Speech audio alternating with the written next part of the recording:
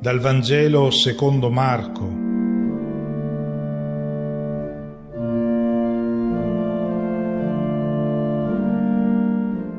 Una buona domenica a tutti.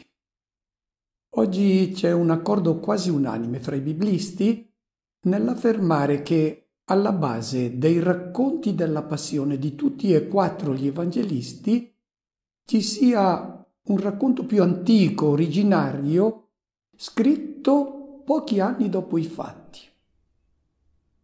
È un racconto che è stato ripreso quasi alla lettera dal più antico degli evangelisti, che è Marco.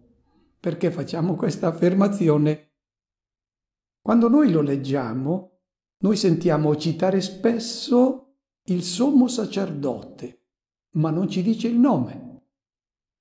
Gli altri evangelisti che hanno ripreso questo testo originario e l'hanno seguito come schema dei fatti, quando citano il sommo sacerdote aggiungono sempre Caifa.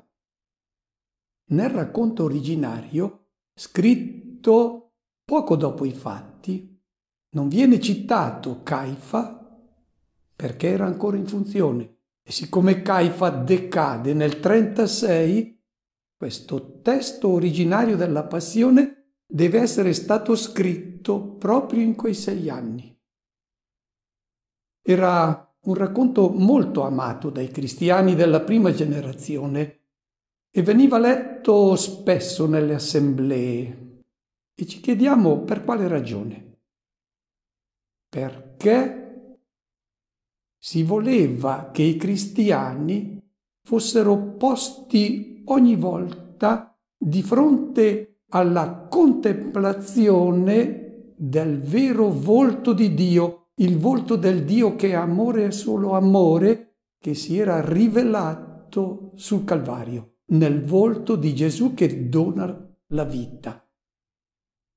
L'uomo ha sempre desiderato vedere il volto di Dio. Ricordiamo Mosè che chiede al Signore: mostrami il tuo volto, oppure il salmista: non nascondermi il tuo volto, Signore, il tuo volto io cerco.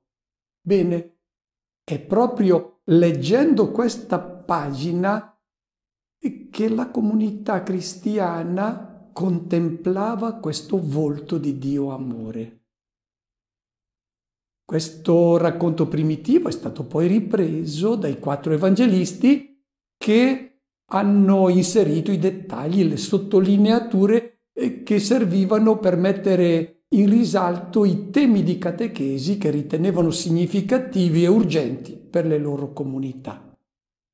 Oggi noi ci accosteremo al racconto che troviamo in Marco, quello che ci conserva praticamente alla lettera, quel racconto primitivo tanto amato dalla prima comunità.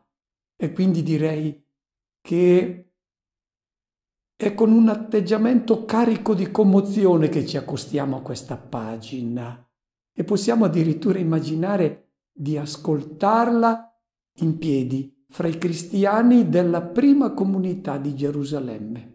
Noi ci soffermeremo solo su alcuni dettagli che sono presenti solo nel racconto di Marco. E iniziamo richiamando l'attenzione su una prima caratteristica. Marco, a differenza degli altri evangelisti, mette in risalto le reazioni molto umane di Gesù di fronte alla morte che lo aspetta. Lo presenta spaventato, terrorizzato. Ascoltiamo. Gesù e i discepoli giunsero a un podere chiamato Getsemani, ed egli disse ai suoi discepoli: «Sedetevi qui, mentre io prego». Prese con sé Pietro, Giacomo e Giovanni e cominciò a sentire paura e angoscia. Diceva loro: «La mia anima è triste fino alla morte. Restate qui e vegliate». Poi, andato un po' innanzi, cadde a terra e pregava che, se fosse possibile, passasse via da lui quell'ora. Solo Marco nota che Gesù nel giardino degli Ulivi, resosi conto che lo stavano cercando per metterlo a morte, dice: cominciò a sentire grande spavento e angoscia. Gli altri evangelisti evitano di presentarci un Gesù timoroso, quasi scosso da una paura che non riesce a controllare. La storia ricorda tanti eroi che hanno affrontato la morte con serenità, con spregio della sofferenza. Pensiamo a Socrate che, dopo aver dissertato serenamente sull'immortalità dell'anima con i discepoli, prende la coppa della cicuta e beve e tranquillo il veleno. E poi raccomanda al suo discepolo Crittone di offrire un gallo a Esculapio, il dio della salute, perché per Socrate la morte era una guarigione dalla condizione fragile in cui l'uomo vive. Non è tra questi personaggi che va collocato Gesù. Gesù ha pianto, ha avuto paura della morte perché amava questa vita, questa realtà terrena. E là nel Getsemani ha cercato qualcuno che lo capisse, che gli stesse vicino nel momento della scelta più drammatica della sua vita, e avrebbe anche potuto fuggire. È spaventato di fronte alla morte ed è consolante per noi che i fatti si siano svolti come ce li racconta Marco. Contemplando questo Gesù uomo, non superuomo, nostro compagno di sofferenza, noi lo sentiamo vicino, uno di noi. Quando la vita ci pone di fronte a una prova molto dura e anche alla morte, noi ci spaventiamo. E se quel momento difficile non è vissuto alla luce di Dio, possiamo anche perdere la testa, fare scelte insensate. Gesù ci insegna come affrontare queste situazioni, pregando. Nel Getsemani Gesù pregava così: Abba, Padre, tutto è possibile a te. Allontana da me questo calice, però non ciò che voglio io, ma ciò che vuoi tu.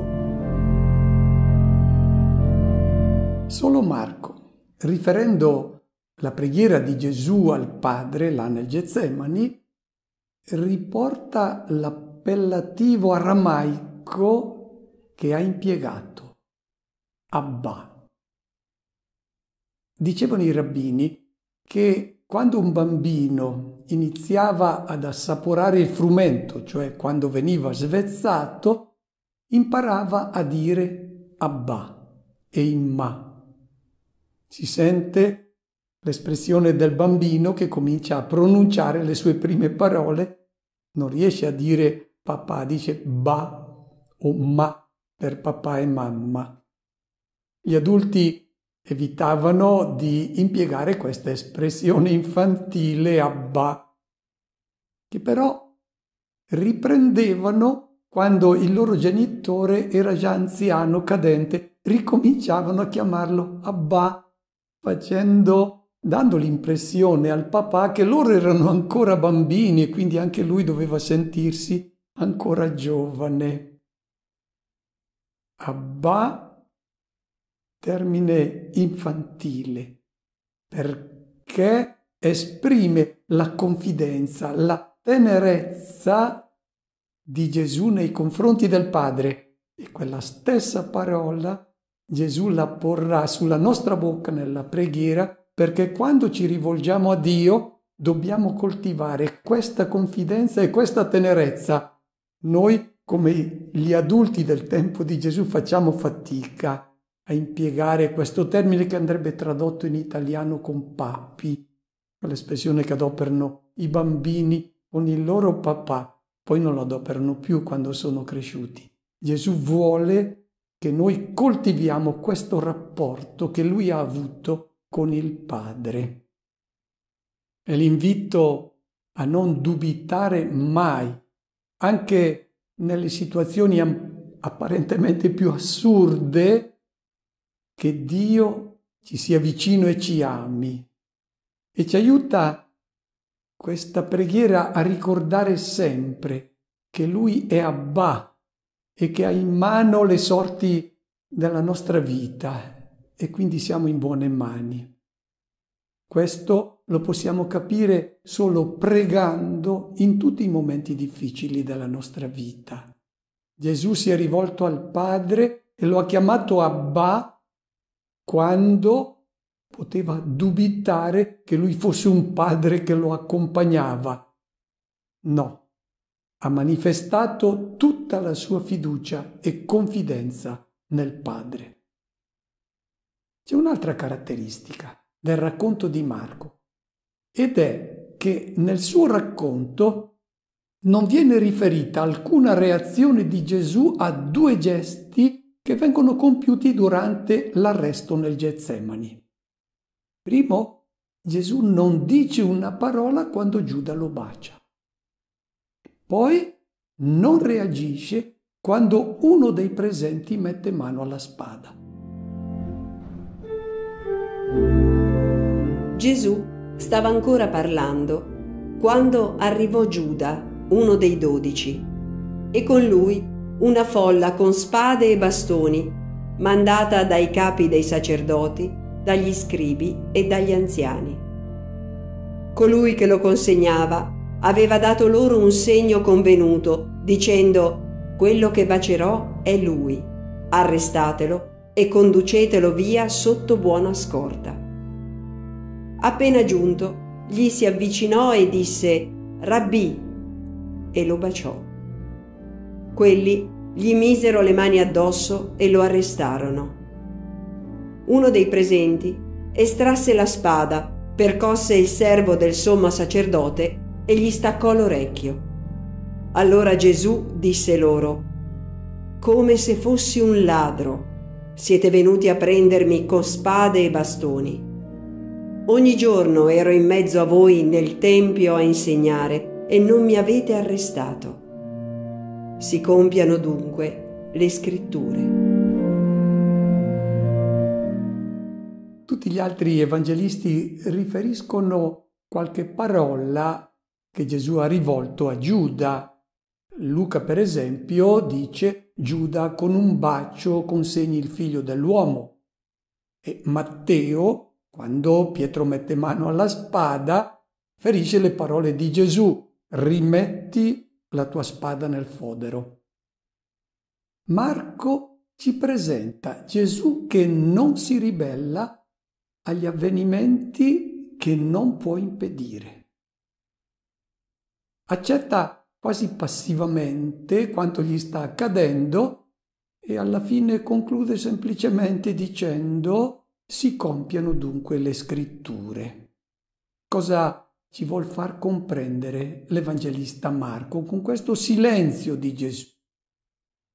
Vuole far contemplare ai cristiani delle sue comunità un Gesù mite e disarmato che si consegna nelle mani dei nemici senza reagire. Ci sono dei momenti nella nostra vita in cui non possiamo far altro che accettare gli eventi. Chi ha accolto la proposta di uomo nuovo fatta da Gesù deve mettere in conto che vive accanto a chi appartiene ancora al regno delle belve, a chi non si è lasciato coinvolgere come Giuda, per esempio, nel mondo nuovo, nell'umanità nuova. E il cristiano deve saperlo e dovrà confrontarsi anche con falsità, ipocrisie, ingiustizie, violenze, che sono comportamenti di chi appartiene ancora al mondo antico. Come reagire in queste situazioni? Ecco, Marco pone davanti al discepolo la figura di Gesù. È come lui che ci si deve comportare. E poi in Marco Gesù non degna di una parola di riprovazione il gesto insensato di Pietro, fatto che lui mette mano alla spada. Quel gesto è così lontano dai principi evangelici che non merita nemmeno di essere preso in considerazione.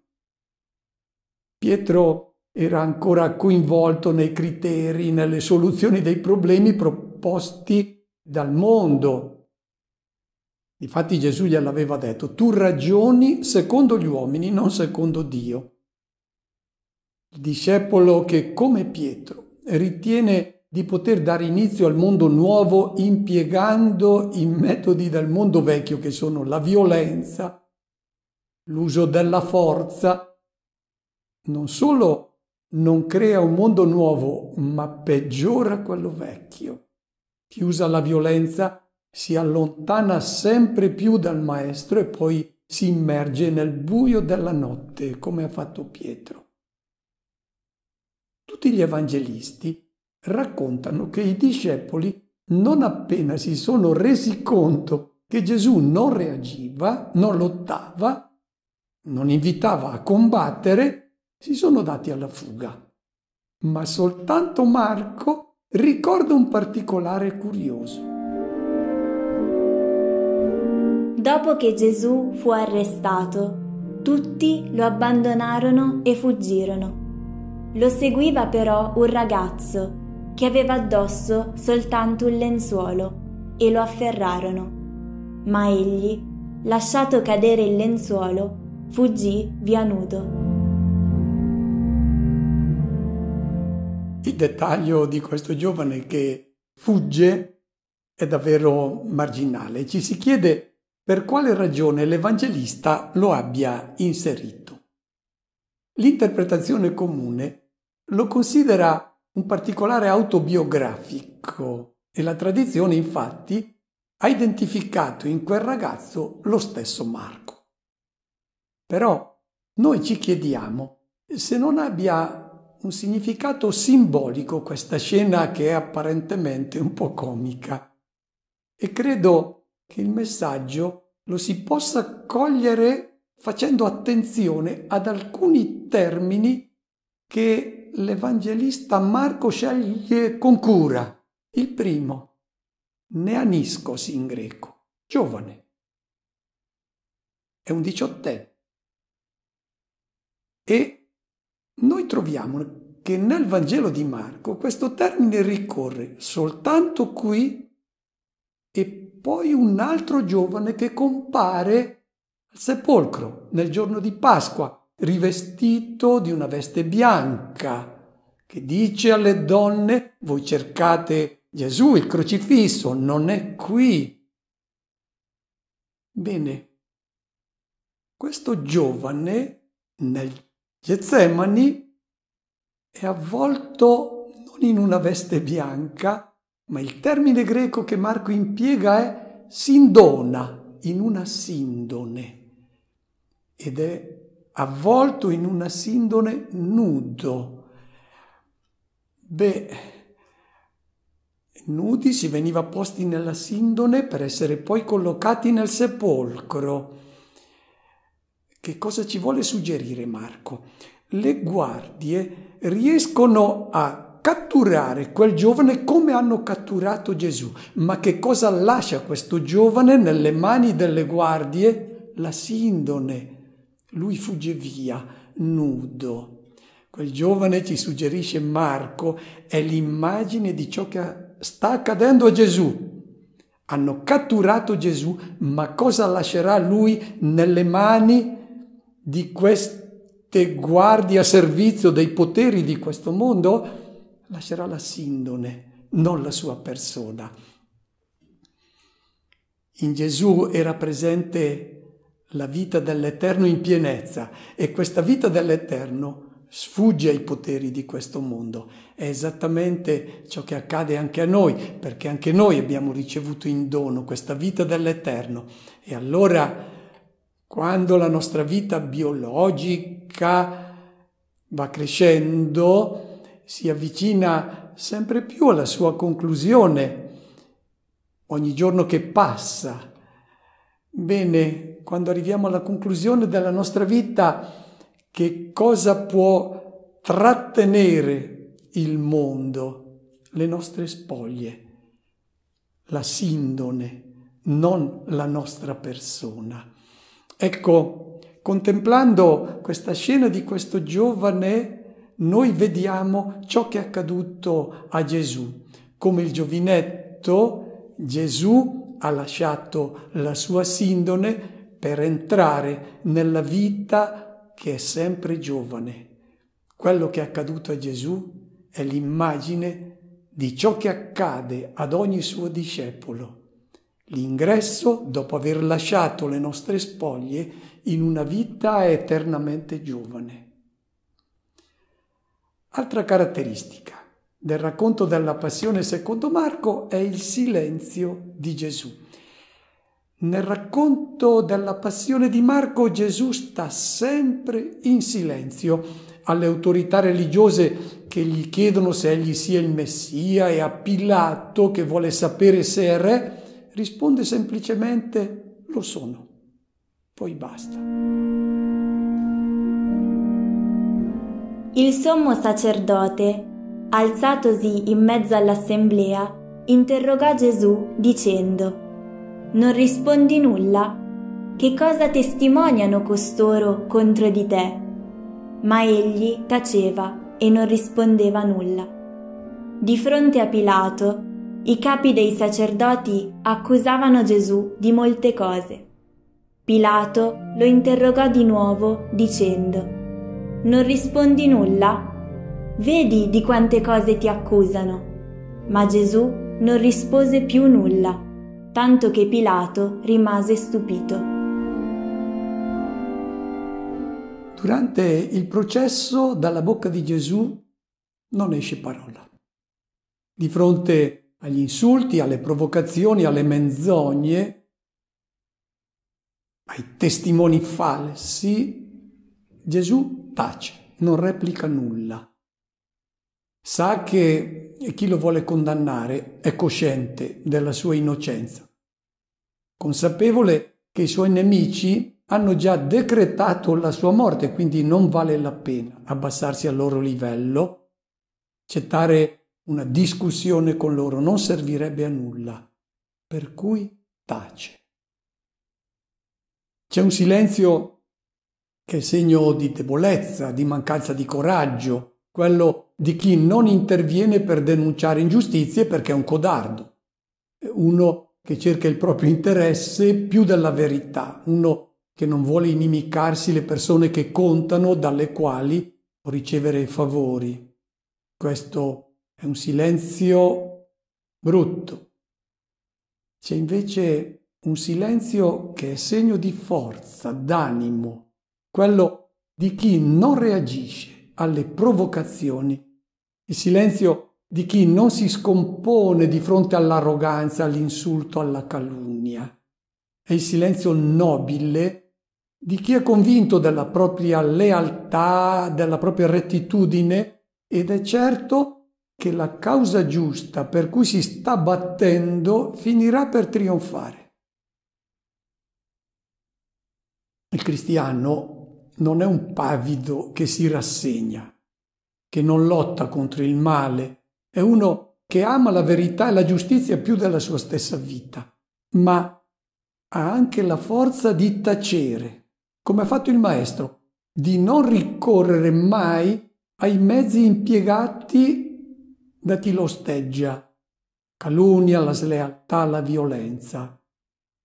Sa che trionfo della menzogna alla fine si rivela certamente effimero.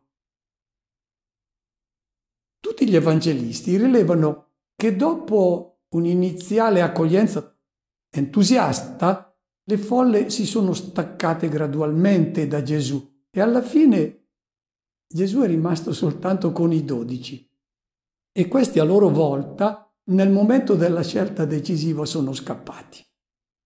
Ma nessuno come Marco mette in risalto la solitudine di Gesù durante la passione.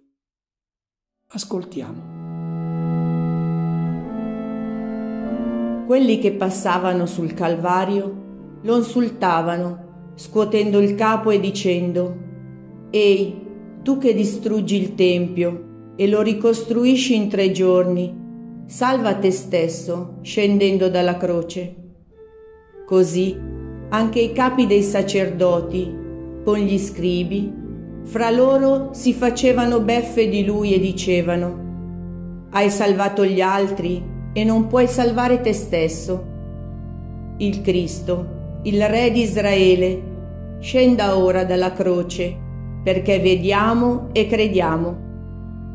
E anche quelli che erano stati crocifissi con lui lo insultavano.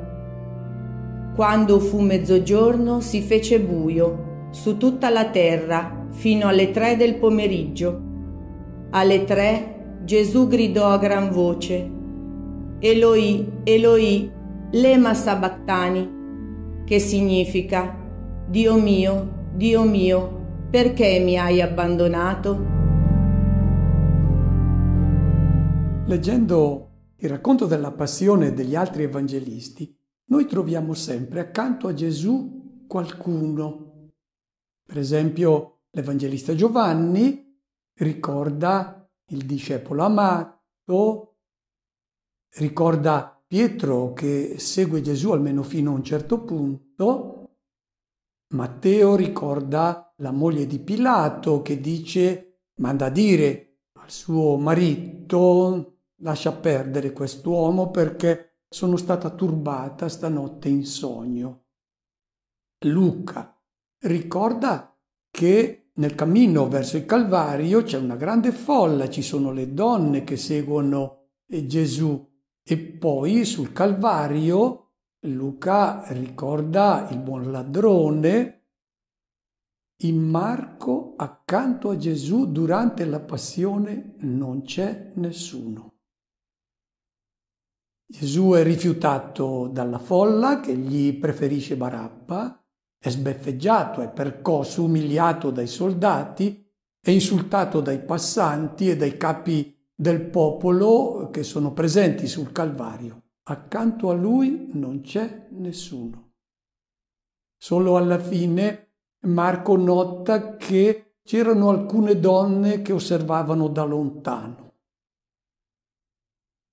Completamente solo, Gesù ha provato l'angoscia di chi è certo di essersi impegnato per la causa giusta, ma si sente uno sconfitto e c'è il suo grido: Dio mio, perché mi hai abbandonato? Un grido che sembra scandaloso, ma che esprime il suo dramma interiore. Nel momento della morte Gesù ha fatto l'esperienza dell'impotenza, del fallimento nella lotta contro l'ingiustizia, contro la menzogna, si sente sconfitto. Chi si impegna a vivere in modo coerente la vita dell'uomo nuovo, colui che vuole costruire, come ha fatto Gesù, il mondo nuovo, deve mettere in conto che nel momento cruciale può essere abbandonato dagli amici, rifiutato anche dalla stessa famiglia, sentirsi anche abbandonato da Dio che non compie nessun prodigio in suo favore. E in questi momenti si potrà anche lanciare il grido che ha lanciato Gesù, ma lanciarlo insieme con Gesù. In un momento culminante di tutto il racconto della passione di Gesù secondo Marco c'è la professione di fede non di uno dei discepoli, del centurione ai piedi della croce. È il momento più importante del Vangelo secondo Marco. Uno dei soldati corse a inzuppare di aceto una spugna, la fissò su una canna e gli dava da bere, dicendo: «Aspettate, vediamo se viene Elia a farlo scendere». Ma Gesù, dando un forte grido, spirò. Il velo del tempio si squarciò in due, da cima a fondo. Il centurione, che si trovava di fronte a lui, avendolo visto spirare in quel modo, disse: «Davvero quest'uomo era figlio di Dio». Fin dall'inizio del Vangelo di Marco, le folle si chiedono: ma chi è costui che scaccia i demoni, che compie prodigi? E anche i discepoli si chiedono: chi è costui cui le onde del mare obbediscono? Ma nessuno riesce a cogliere la sua vera identità. E quando qualcuno lo proclama figlio di Dio, ricordiamo per esempio già fin dall'inizio nella sinagoga di Cafarnao l'indemoniato che grida: «Io so chi tu sei, il santo di Dio», immediatamente Gesù dice: «Taci». E questo silenzio viene sempre imposto da Gesù. Nessuno deve rivelare la sua identità. Per quale ragione? Perché di fronte ai prodigi che lui compie, la sua identità potrebbe essere equivocata, cioè essere considerato un messia secondo le attese degli uomini, un messia glorioso, vincitore, dominatore, che compie miracoli, prodigi. No. Gesù era venuto per rivelare il vero volto di Dio, e questo volto di Dio si sarebbe rivelato in pienezza in un momento molto preciso della sua vita. Sarà sul Calvario. Bene, cosa accade là sul Calvario? Che i discepoli sono scappati tutti, le folle che lo osannavano non ci sono più, sono scomparse. C'è un centurione, colui che guida questi soldati che hanno crocifisso Gesù. Dice il testo: vedendo come lui è morto, esclama: davvero costui era figlio di Dio. Quando questa espressione veniva detta da qualcuno durante la vita pubblica, Gesù immediatamente imponeva il silenzio. Qui Gesù non può più imporre il silenzio perché è già morto. Da qui in avanti si può proclamare la sua identità di figlio di Dio, perché adesso non c'è più possibilità di equivoco. È figlio di Dio, cioè rivela il volto del Padre del cielo, perché l'espressione figlio di significa somigliante a, più che generato da. Qui chi riconosce nel volto di Gesù il volto del Padre non sono i discepoli, è il centurione, un soldato romano. Adesso tutti possono riconoscere in Gesù il Figlio di Dio, perché vedendo come lui è morto, cioè vedendo quanto amore ha testimoniato. Il dono totale della vita è il segno massimo dell'amore, ed è questo segno di amore che rivela il volto di Dio in pienezza, e questa identità è stata riconosciuta dal centurione. Ed è in questo contesto che diviene chiaro il significato del velo del Tempio che si squarcia in due dall'alto in basso. Viene impiegato qui dall'Evangelista Marco lo stesso verbo che è stato usato nel momento del battesimo di Gesù, quando si dice che si sono squarciati i cieli, schizzo. Schizzo vuol dire rompersi in modo tale che non può più essere aggiustato. Si sono squarciati quelli che erano considerati i 7 cieli, in cima ai quali si trovava poi il trono di Dio. Erano chiusi e adesso si sono squarciati. Si è ristabilita l'armonia fra il cielo e la terra. C'era stato il silenzio di Dio perché Dio non inviava più i profeti, il popolo non ascoltava.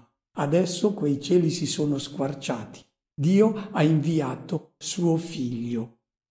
È ristabilita la pace fra cielo e terra. E adesso non solo si sono squarciati i cieli, adesso sono cadute anche tutte le barriere sulla terra, quelle barriere che impedivano di incontrare il Signore. Il velo del Tempio separava il santo dal santo dei santi e nel santo dei santi, dove si pensava fosse presente Dio, Signore Dio di Israele, poteva entrare solo il sommo sacerdote una volta all'anno. Adesso quel velo si è squarciato dall'alto in basso. Non c'è stata nessuna rottura materiale del velo del Tempio. È accaduto un prodigio molto più straordinario. Adesso la casa del Padre è spalancata per ogni suo figlio. Ogni suo figlio può entrare, anche se peccatore, nella casa perché Dio considera ogni uomo suo figlio.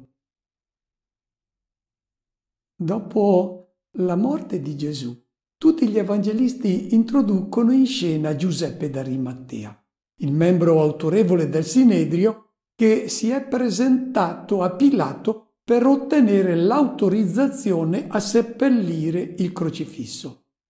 Ma soltanto Marco specifica che si trattò di un gesto coraggioso. Venuta ormai la sera, poiché era la parasceve, cioè la vigilia del sabato, Giuseppe d'Arimatea, membro autorevole del Sinedrio, che aspettava anch'egli il regno di Dio, con coraggio andò da Pilato e chiese il corpo di Gesù. Pilato si meravigliò che fosse già morto e, chiamato il centurione, gli domandò se era morto da tempo. Informato dal centurione, concesse la salma a Giuseppe. Egli allora, comprato un lenzuolo, lo depose dalla croce, lo avvolse con il lenzuolo e lo mise in un sepolcro scavato nella roccia.